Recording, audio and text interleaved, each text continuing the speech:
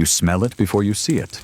Something between roasted meat, wood smoke, sour beer, and a biological undertone that you cannot quite identify, but that your brain is already filing under threat.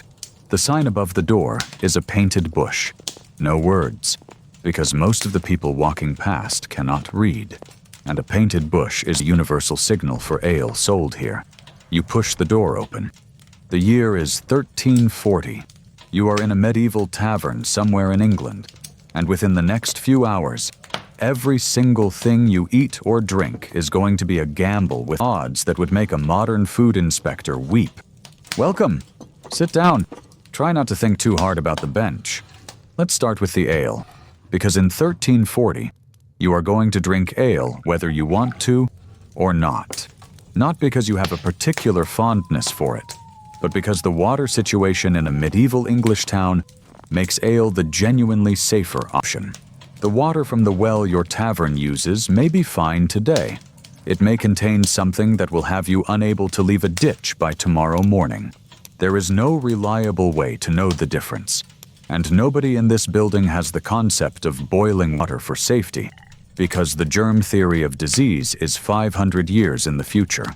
The ale in front of you is fresh, or at least it was fresh this week, and in medieval ale terms, that is about the best you can hope for. Medieval ale is not what you are picturing. It is dark, thick, slightly sour, low in alcohol by modern standards, and has the approximate consistency of liquid bread. It is brewed from malted barley, water, and sometimes oats, without hops. Hops do not become standard in English brewing for another century or so, which means it has no preservative quality and goes bad fast. When the alewife who brewed this batch says it is fresh, she means it was made sometime in the last few days. When it stops being fresh, it curdles into something closer to vinegar. Both states are available in this building right now, and whether you get the fresh barrel or the other one is largely a matter of which end of the cellar the serving girl reaches first. Now, let's talk about the serving girl. She is probably the alewife's daughter, or a servant, or the alewife herself, and she has been on her feet since before you woke up this morning. Her hands are clean by 1340 standards, which means they have been wiped on an apron that was last washed some days ago.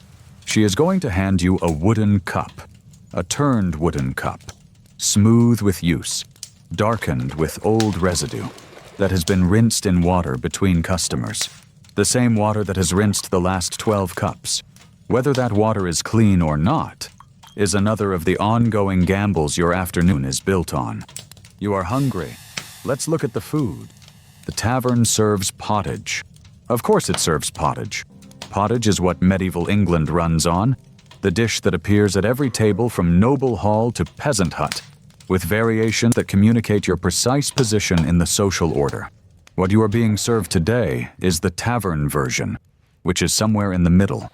A thick, gray-brown stew of grain, dried peas, onions, leeks, and whatever else went into the pot this morning. There is a piece of something in it that might be pork. It might have been pork for several days.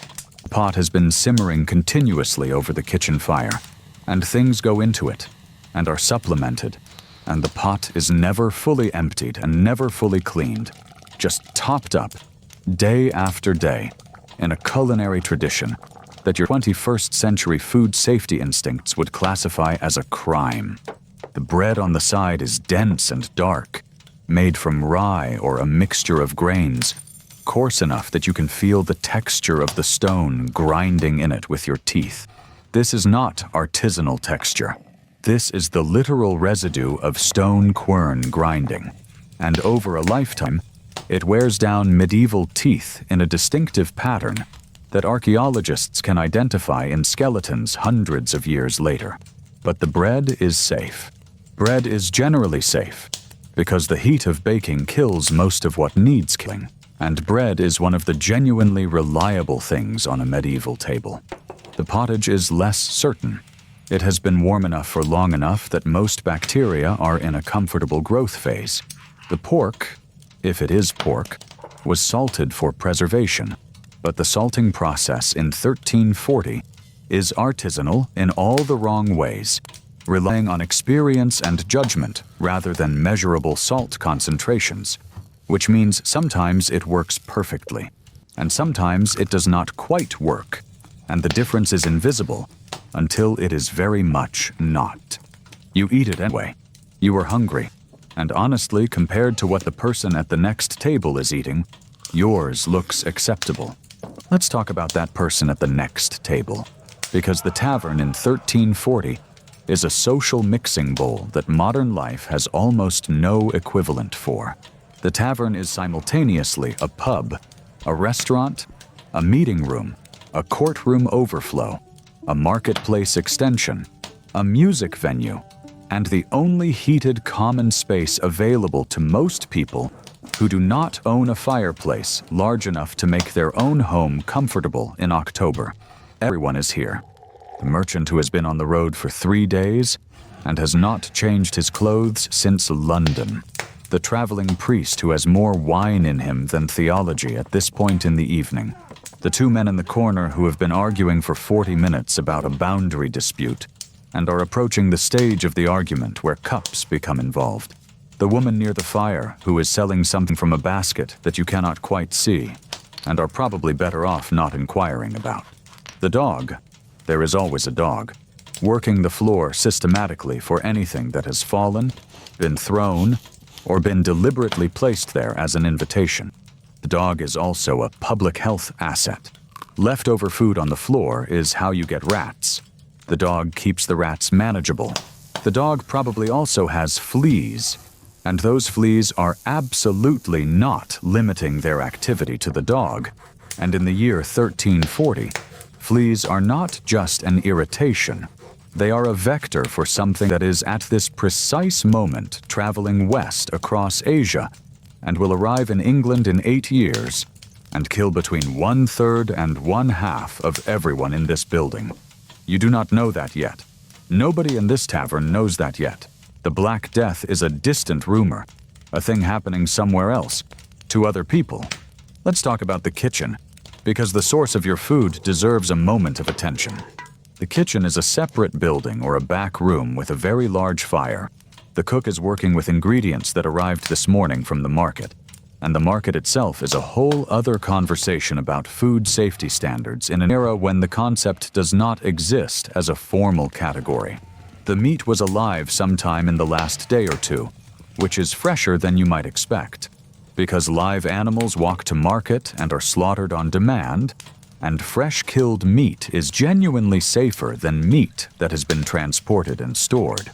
What is less safe is everything that happens between the slaughter and your bowl. In a kitchen where the surfaces are wood, the water is from the same questionable source as the ale, and the cook's primary food safety technology is fire and salt. The spices are interesting. Medieval cooks used spices in quantities and combinations that seem extreme by modern standards. Pepper, ginger, cloves, cinnamon, cumin, sometimes in the same dish.